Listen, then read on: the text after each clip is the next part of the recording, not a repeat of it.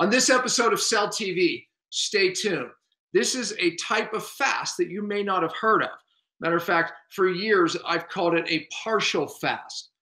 But today, it's better known as a fasting mimicking diet, and it's been made famous by a guy named Valter Longo. But I interviewed Dr. Joel Kahn, who has a cardiac clinic in Detroit, in that Detroit area, I should say. And he's been using this fasting mimicking diet with great success. As a matter of fact, I heard him speak at the A4M conference, and I was amazed at the results that he presented. So I said, you've got to come on a Cell TV show and share the results of the fasting mimicking diet. So on this episode, you're going to learn more about how this particular diet, or AKA partial fast, used once a month for 3 months, can transform your health, weight loss, and conditions that surprisingly, even diabetes, type 1 diabetics, at least in mouse models, were transformative. So stay tuned on this show. This is one you're definitely not going to want to miss.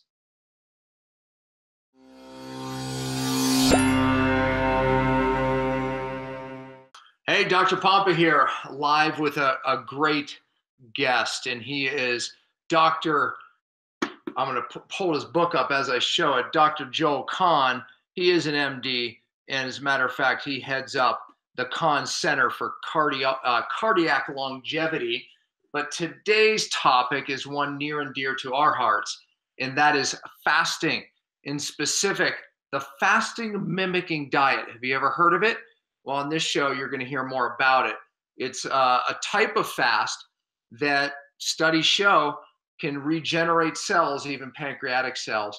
And I'm sure Dr. Joel uses it for the heart as well. But Dr. Joel, welcome to the show. Thank you very much. My extreme pleasure to beam into Park City. Yeah, this is your book. You know, I wanted to hold it up so they could see it. I'll re-hold it up now that I can see myself. But there it is. It's the plant-based diet. And I'll tell you, you know, we actually met, well, we met in person. I guess it was one at the A4M conference. And then I was out on Dr. Manny's show filming some episodes for him. And someone said, you know, we have to go to this amazing vegan, vegetarian place and this restaurant.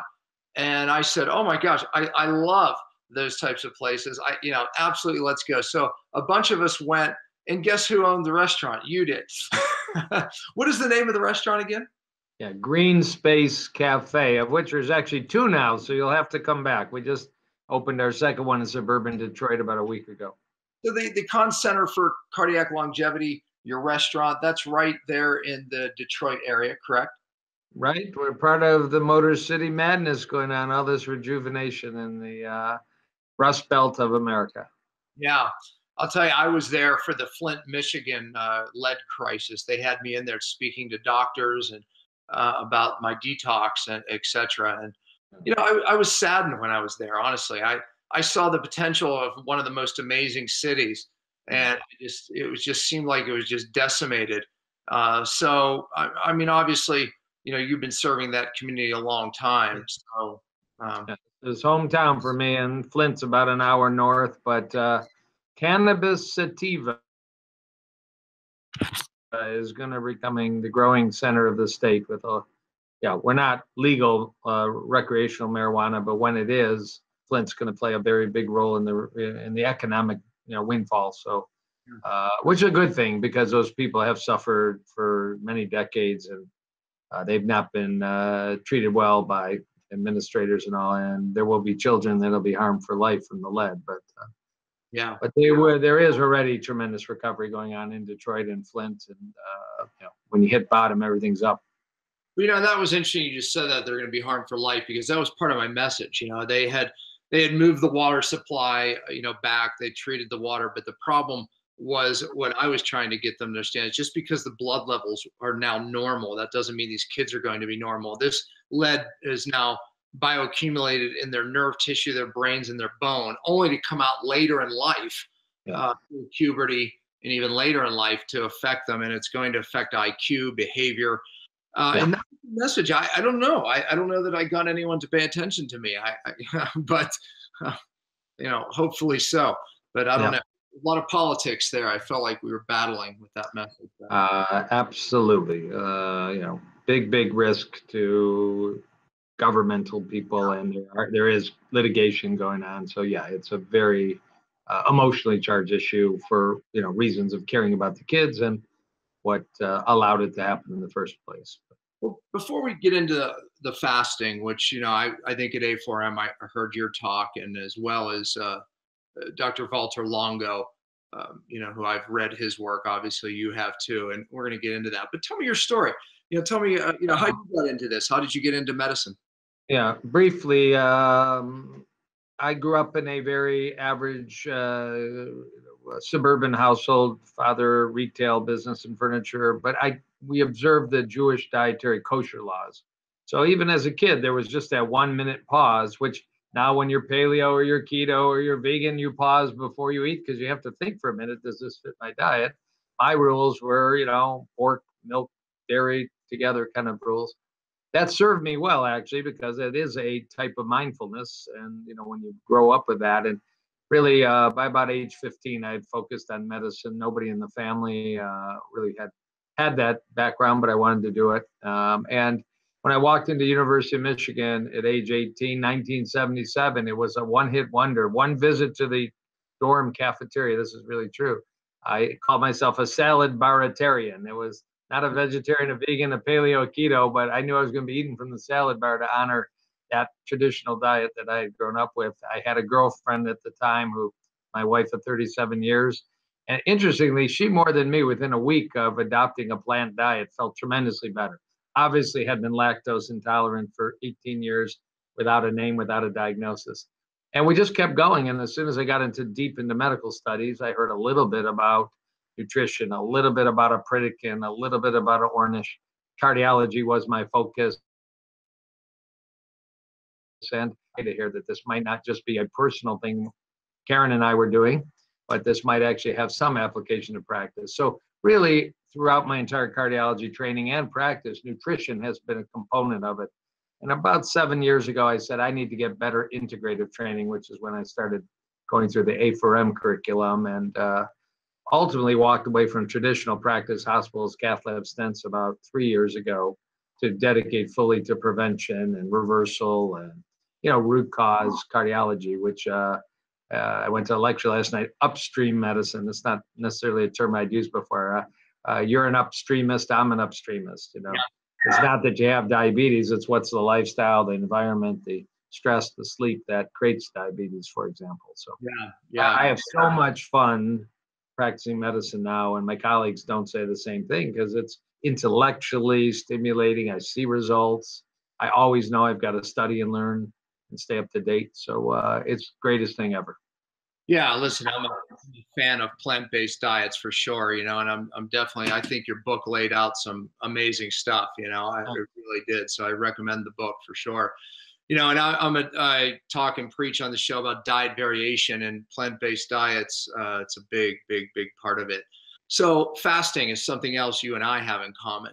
I loved your lecture, and it was kind of on the heels of Walter Longo. And just for our viewers, Walter Longo, he's out of Italy. He's a researcher talking a lot about something called a fasting mimicking diet.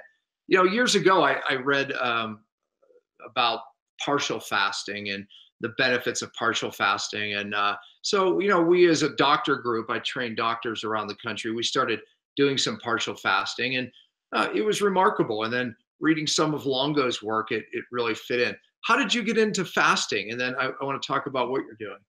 So, other than fasting on religious occasions, I was playing a little bit with once a week, maybe doing just green juice, just not a structured, not a terrifically scientific approach. About 2 years ago, I heard of his work. I had watched a few YouTubes. He was often commenting about the nutritional value of a plant-strong diet, and that resonated. And then it might have been, it was a podcast about January 2017. He made a comment that there was a commercially available program combining his 20 years of research on aging, biochemistry, pathways like mTOR, pathways like PKA, and a commercially available food program. He used the word plant-based And that really set me off and running. I quickly, started reading everything I could. There was a tremendously informative website.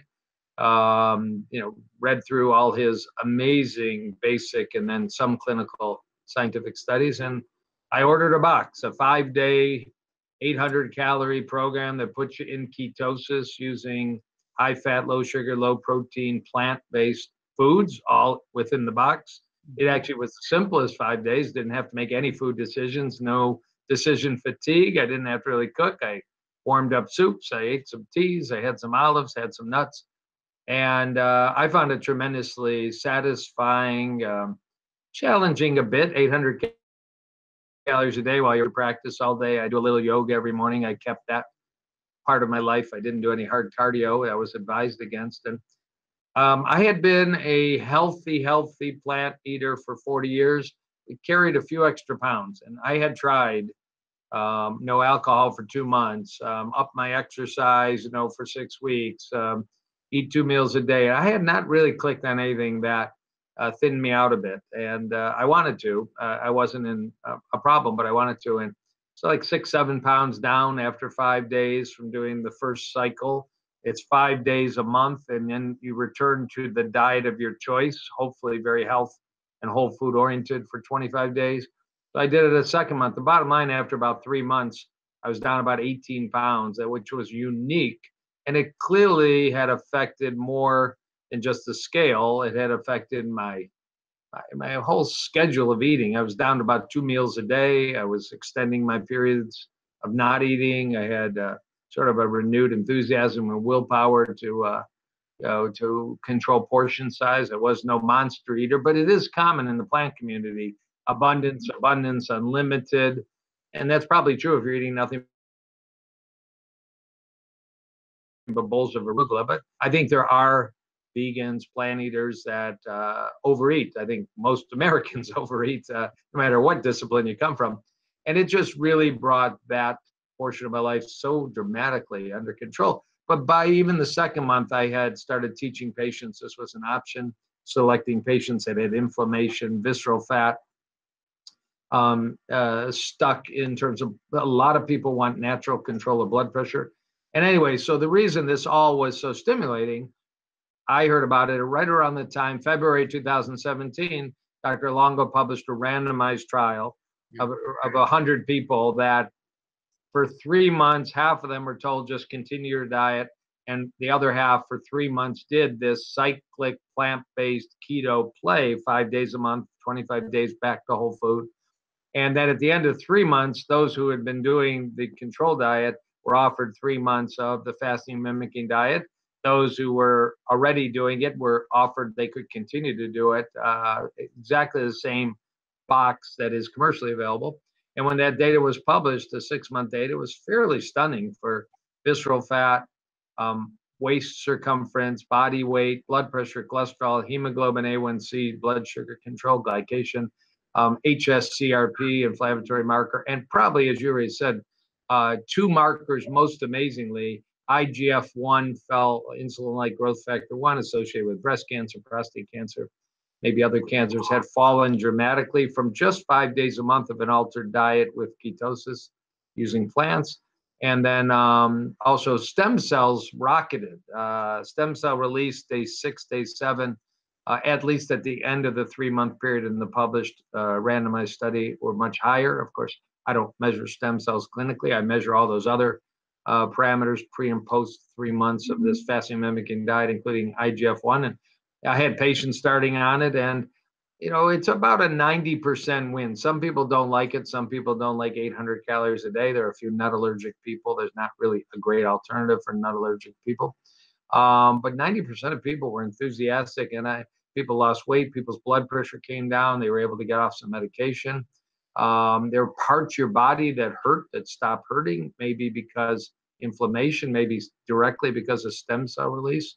Yeah. I can't directly, nobody actually worldwide can directly comment on reversal of atherosclerosis, endothelial function improvement. These are studies that could actually easily be done. They just haven't been protocols. There's so much research going on in neurology, multiple sclerosis, early Alzheimer's, in cancer. There's tremendous already published and ongoing studies, studies in prediabetes and diabetes, that the focus hasn't really been yet on a Dr. Ornish style reversal of atherosclerosis trial, but that'll have to wait some future funding and future activities. So it has been a breakthrough, even though I already had a pretty strong nutrition background and nutrition-based practice.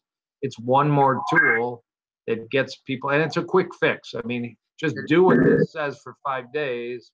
Don't think about it. This is science. This is not, an actress on TV selling liquid drinks. This is a man who was nominated for the Nobel Prize in Medicine, who's thought out every nutrient.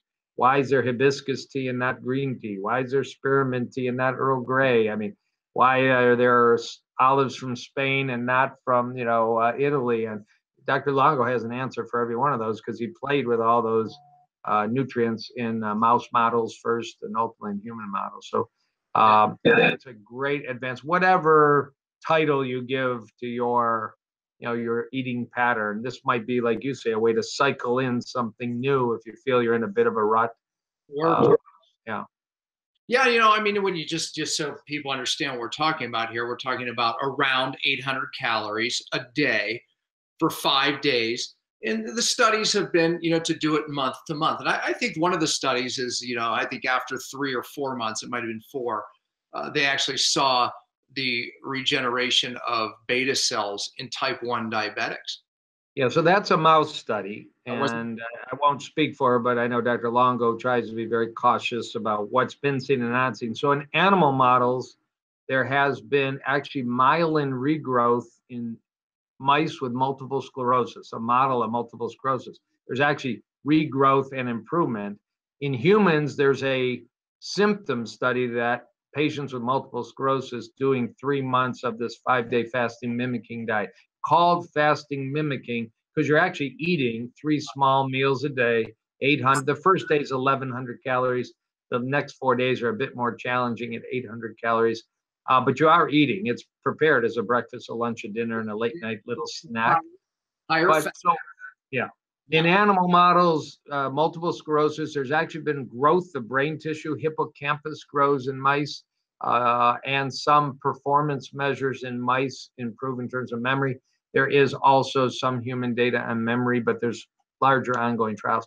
And in mice, most amazingly, if you damage the pancreas of a mouse with something called streptozotocin, a classic model of creating the equivalent of type 1 diabetes in a mouse, and you do this program, there actually is regrowth, presumably stem cells, that there is all of a sudden insulin production in mice that previously produced no insulin. Now, nobody can say that that occurs in humans. There's not a case report.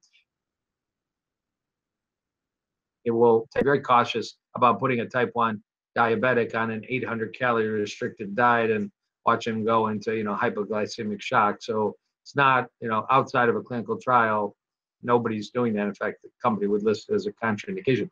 But the potential, in the last piece, there's animal data. Dr. Longo had looked at kind of differential nutrition.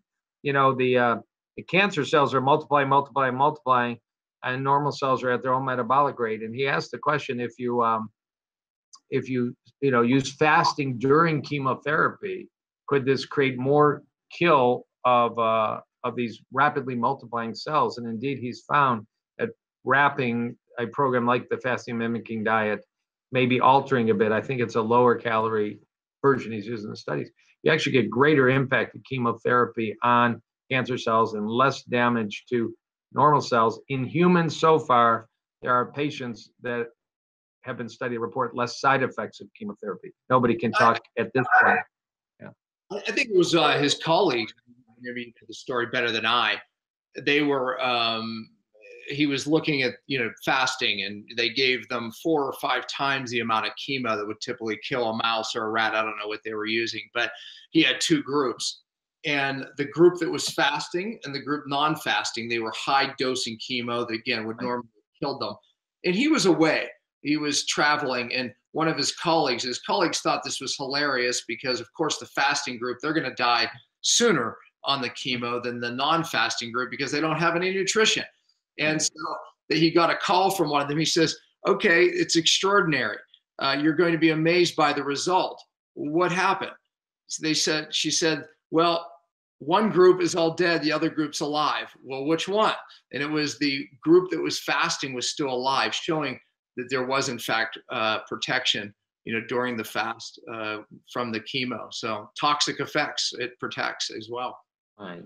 So, I think it's done so much for the fasting field you've been such a leader in, because this kind of science, whether you're doing other versions or the fasting mimicking diet, we all hope that calorie restriction or intermittent fasting is, health promoting and life extending, but now to see at least this version have so many health implications, and really, other than food allergy, I mean, that's obvious, other than being cautious and frail, you don't use this in underweight people, you don't use this in bulimic patients. A frail heart failure patient, I'd be cautious. A brittle diabetic, I would stay away. But for the vast majority of people, I mean, there is, other than hangry, which isn't really a serious side effect, there really isn't. This is food. This is real food, perfectly picked to be. And again, it's about low protein for What's these the 5 days. what's the To shut down mTOR and a pathway that leads to IGF-1. It's low sugar to not feed cells and replicate. And it's, about 60% fat calories, 55 to 60 from nuts and olives. And there are complex carbohydrates in the soups. There's some minestrone soup and quinoa soup and all. But it's really quite tasty. No alcohol during those 5 days, boys and girls. It's terrible. How much protein a day, typically?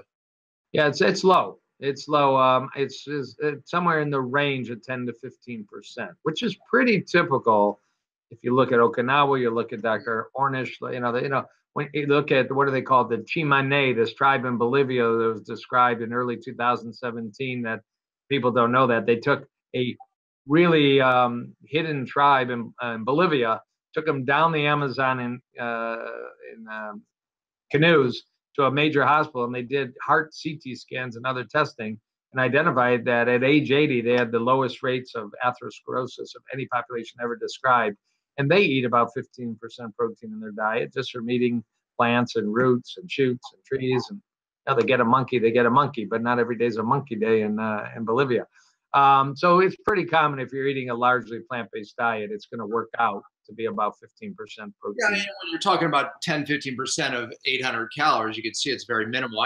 I know I read a study, where they talk about autophagy. And by the way, that folks listening, this is why this works, right? Just like water fasting, we get autophagy, where, just as a reminder for you all, this is where your body will eat the bad cells and the debris before it eats the good cells, right? And uses it for energy. But of course, severe caloric restriction, low protein, both, and low carbohydrates. All three of those are characteristic of this diet, which all three cause autophagy. And by the way, that's why. So the body will eat the bad cells, and then the body raises up the stem cells to basically replace those cells with better cells. But that's why this works, right? I mean, it's the autophagy. Yeah. All three of those things stimulate it.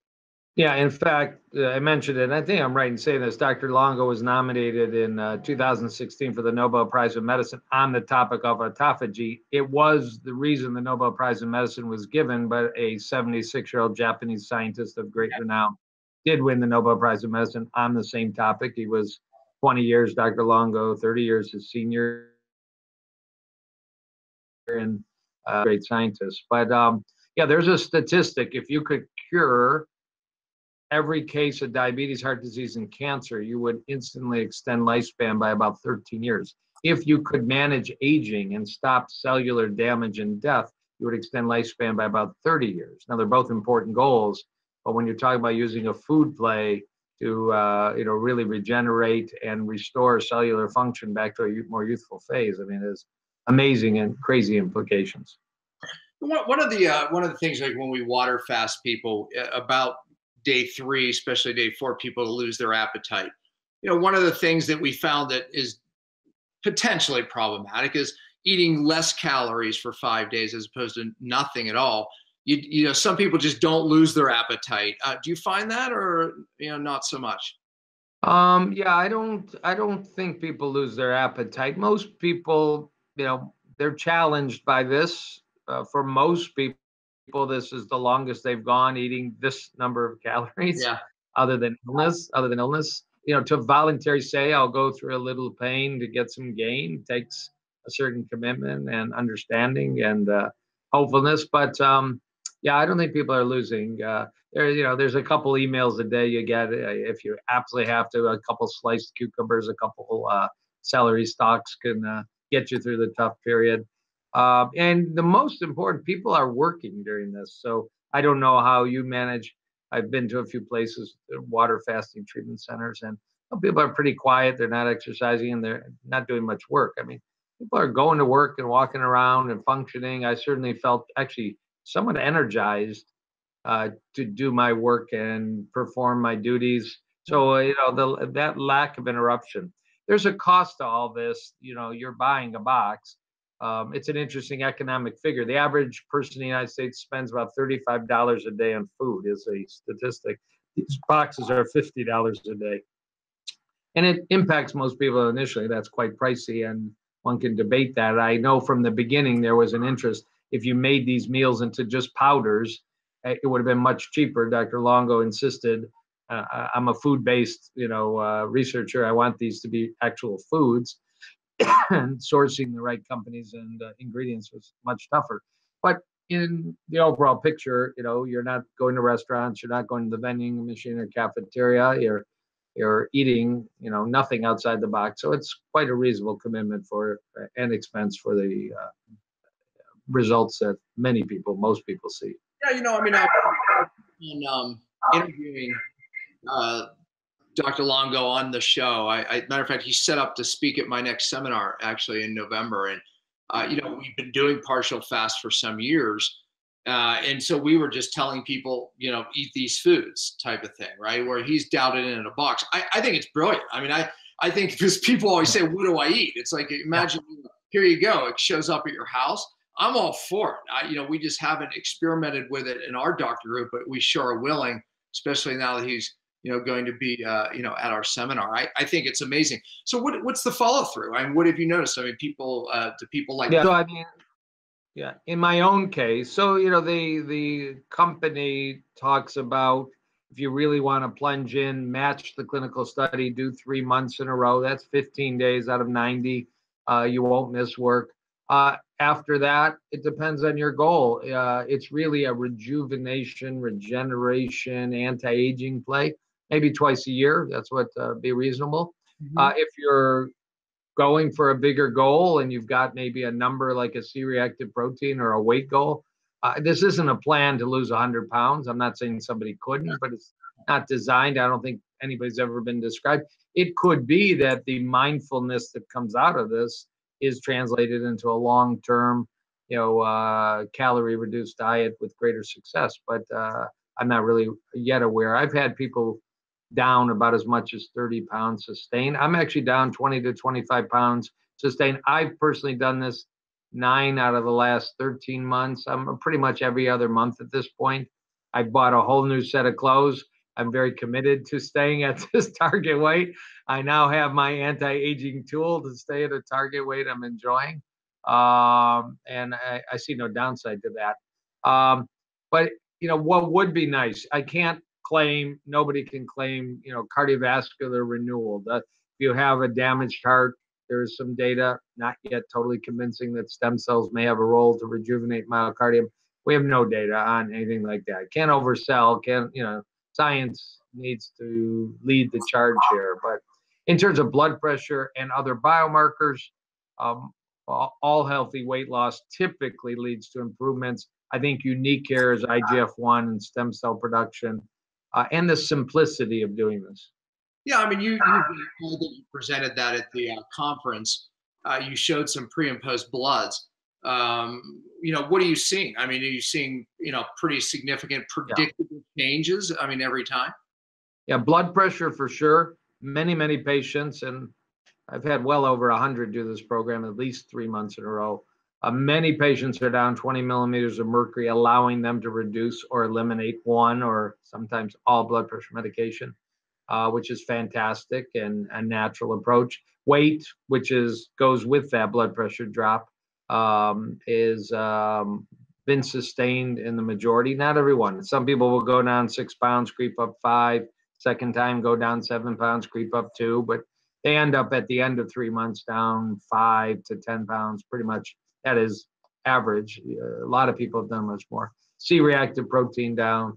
And in those that I've checked, pre and post IGF-1, I've seen pretty dramatic drops, 180 down to 110, which is just great. I mean, I'll know in 20 years on their development of cancer and other IGF-1 related illnesses, but that's exciting. And it's, as you do too, I mean, it's all about empowering people that they've got tools that don't always require a doctor and don't always require prescription drugs and surgeries. And, I think this tool is effective as any prescription plan I can think of, and it's food-based. And we're foodies. You're a foodie, I'm a foodie. You talked about rotating, and I agree. I mean, this can be inserted like CRISPR-9 into anybody's, ongoing dietary choice. And is a great, it's not a detox. It's not a juice plan. It's far more profound than that. But in some sense, I don't know. I've not had anybody really describe the symptoms you might get from a water fast and, all those toxins potentially being mobilized from adipose tissue with headaches and acne and, and fatigue, probably because they are still eating. So. Yeah, exactly. We use it as a tool. We use it. All my docs use it. We have for years. Some people can't water fast. Some people are afraid to water fast. I mean, multiple reasons, and it fits in. And we still get the autophagy, and we still get the stem cell rise. According to Longo, you get this real high stem cell day 5, and he feels that's why feeding on day 6 is important, because now you feed and almost activate those stem cells. And I've heard him state that even in interviews. I find that that's true. Matter of fact, even working out day 5, because you have this high growth hormone, something else that he recommends. Do you have your patients do that? No, I mean, the refeeding day, 5 days of this, and it's that caution on day 6. That's not burger, fry, and milkshake day. That's not necessarily the T-bone day. That's that you will facilitate the stem cell release for a few more days if you ease back into whole foods with some juices and some soups and kind of a lighter day. No real calorie goal there that has to be followed, but lighter foods versus heavy, and they found that makes a difference. I mean, I'm thinking, I just saw 3 weeks ago a 42-year-old a new patient, and turned out he's running a $2.5 billion company in Detroit, and very humble but wonderful, about 220 pounds on a 5'8" frame. And he told me, I'm stuck. I really don't know how to get down. I work out, I eat, a whole food diet, not plant-based, kind of clean Mediterranean style diet. He took 3 boxes home of Prolon. He texted me, he goes, my wife wants to do this. So I only, I thought I was going to do 3, I'll get another. And he texted me 6 days later, I can't believe it, I'm down 8 pounds. This was a breeze. My wife hated it. She just felt challenged. She goes, this was the easiest. He goes, this was easier than packing my lunch and deciding what to do. And, that's the kind of ease, scientific support, kind of results I love to see. And he made that comment. I'm going to be so much more mindful till the next cycle rolls around. And, the usual question, can I do this more than once a month? And I've had a very few people do it every 2 weeks, once or twice. I mean, it's not that it's unhealthy to do that. It's a little pricey, but if within your, your goal and focus for the first month, that might really get people focused. I love that kind of tool. We all want tools, effective tools, science-based tools. It's an easy tool. I have to say, you're the foodie. This book, the recipes, obviously tested and true in your restaurant, right? I mean, I just absolutely, they're killer, man. I mean, it's like a lot of them are very simple. Some are from my home kitchen, and my wife and I are not the classically trained chefs at the restaurant or at home. Some are from the restaurant at all, but thank you for that. They're deemed to be pretty simple staples: overnight oats and chia pudding, and grain-free pancakes and some others. But thank you for that. Yeah, there's a 3-week eating program there that might be a little twist on what people are doing. Yeah, no, I thought it was absolutely amazing. You mentioned mTOR. Tell our viewers. I think some of them have heard this word, but it's linked to anti-aging, if you will, or aging. Yeah. However you look at it. And we know low protein is helpful with this mTOR, but kind of give them a little lesson on what mTOR is and why it could potentially be bad. Yeah, so it is a cellular signaling pathway actually identified by Dr. Longo in a yeast model over a decade ago. That was a roll of the dice if there was going to be such an important pathway that leads to cellular proliferation and growth, rises in IGF-1, and it's fundamental. It's activated often by proteins, specifically certain amino acids, leucine and methionine rich foods in the diet. Little concerned about people taking a lot of branched chain amino acids, which almost always have a lot of leucine in it. We don't know for sure. It's a theoretical issue. And maybe for the super athlete, it's okay. For the average person to dump a lot of extra leucine in their body, it may activate mTOR. You might want to check your IGF-1. The best example of why this matters and why the mTOR pathway leading to a high level insulin-like growth factor 1, there's a natural mutant on the cell surface is a growth hormone receptor. There is a tribe in Ecuador this time, not Bolivia, called the Loran. Loran is the name of the tribe, named after an Israeli scientist, Zev Loran, that identified these people. They have a defect in their growth hormone receptor. They don't activate the production. Oh, actually, growth hormone can't stimulate a pathway leading to mTOR and IGF-1. They're short stature because they don't have the full impact of growth hormone. They have very, very low levels of mTOR activity and IGF-1. But when compared to the general population of Ecuador, they have a fraction of cancer and a fraction of diabetes, even though their lifestyle is generally deemed not very healthy diets, not very healthy activity, high smoking rates. And this is all well-published research. There's a scientist in Ecuador, Jamie Guevara, that studies them. Dr. Longo goes down, and it's made the point that theoretically lowering your IGF-1 through considerations of mTOR pathways may have implications for developing chronic disease and prevention of chronic disease and autophagy. So, that's about where we're at with that. But whether plants don't tend the amino acid mixture of most plant foods is not very leucine rich. It's not very methionine rich. And it may be why typically you remove dairy from your diet, IGF-1 goes down, there goes some leucine, there goes some methionine.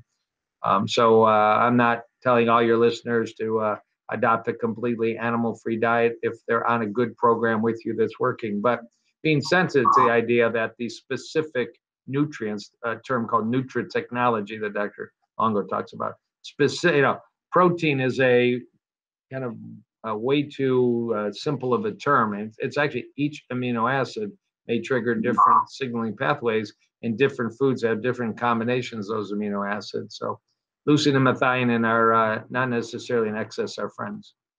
Yeah, no, that's part of his work on why specific foods are in his particular fasting mimicking diet, which I found fascinating. Right, it's definitely not a study of mine like his, but I can't wait to bring him on this show and even hear him at the seminar.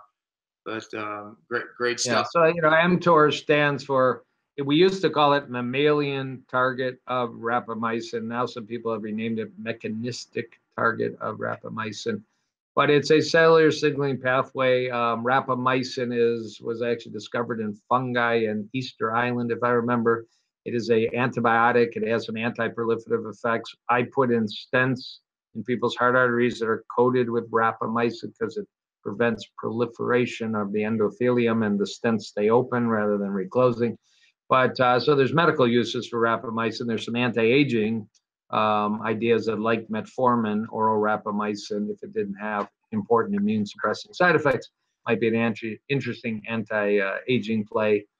Nothing I'm recommending, nothing I do, but it's certainly been talked about. But this pathway utilizes a receptor that rapamycin is involved with. Yeah, the fasting mimicking diet, obviously is affecting this pathway for the better.